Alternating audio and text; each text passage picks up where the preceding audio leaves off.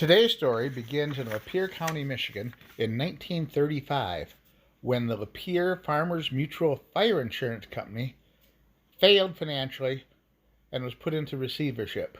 Because of the nature of how the company was formed, all of the policyholders were liable for the defaulted amounts of money that the insurance company still owed. Each policyholder was assessed an amount of money that they had to pay to cover the damages. Legal proceedings for foreclosure were brought against those who wouldn't pay.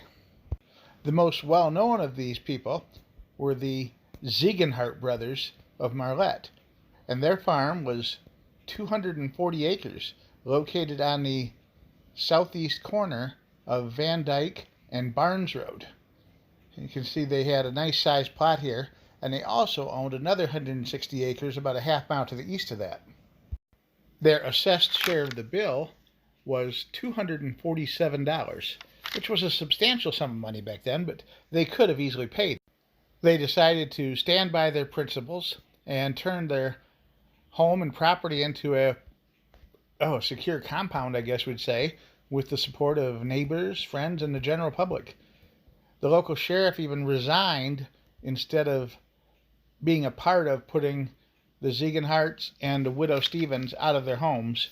He was quickly replaced, and the new sheriff brought up a team of people with the support of the state police and finally sent the people out of their home at the request of Lapeer attorney Grace White, who had purchased the property at auction in 1948 at a fraction of its real value. The second foreclosure in this story is the widow Elizabeth Stevens, whose husband passed away after taking out an insurance policy with the same company. She had 9 children on her farm, which was either 80 or 120 acres, depending on which historical account I read. And hers was on Slattery Road, just a little bit south of Clifford Road. And we'll show you here on the map the parcel that I believe is where the farm was. The 80-acre McCready property on this map matches up to an 80-acre parcel owned by Grace White that I saw on another map, which for some reason I can't find anymore online. And yes, that is the same Grace White who purchased the Ziegenhardt farm property. Now here we are driving south on Slattery Road looking for the Stevens farmstead. I don't believe the building is still there, but let's have a look and see what we can find. From what I matched up on the map, it seems to me that this next piece of property right here is going to be the location or approximate location of where the farm was at.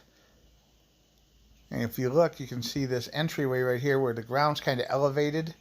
There's no house there anymore, but it kind of reminds me of this angle here where the house is up above the road and where the riot took place when they tried to evict the family.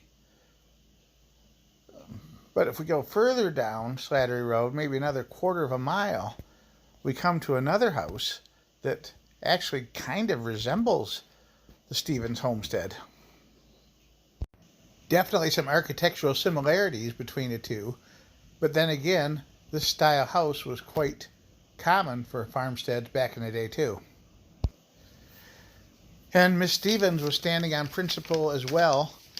She had several offers from neighbors, friends, and even a community fundraiser to pay the fees for her so that she wouldn't have to leave her home, and she steadfastly refused. The attorney in both cases was Detroit area man named Clayton C. Gilliland, who led the farmers on and extracted many times over what their assessments were in legal fees over the 18 years that he represented them. And he himself ended up doing prison time for improper conduct and fraud.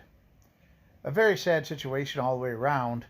These farmers and the widow Stevens were taken advantage of by the insurance company and then again by their own attorney. And I don't know if there was any truth to it or if it was just things that people said at the time that kept the case going. There were rumors that the owners of the defunct insurance company were friends and relatives of local politicians and judges. that sweetheart deals had been made to make sure the insurance company officers went out with golden parachute, so to speak. And, I have not been able to find any academic research that would justify those opinions.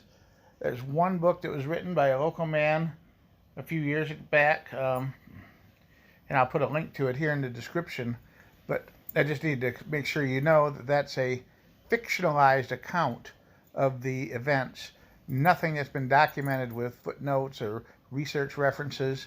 It's an entertaining and informative story, but it's not written from the point of being historically accurate 100%. Thanks for watching, and have a great day.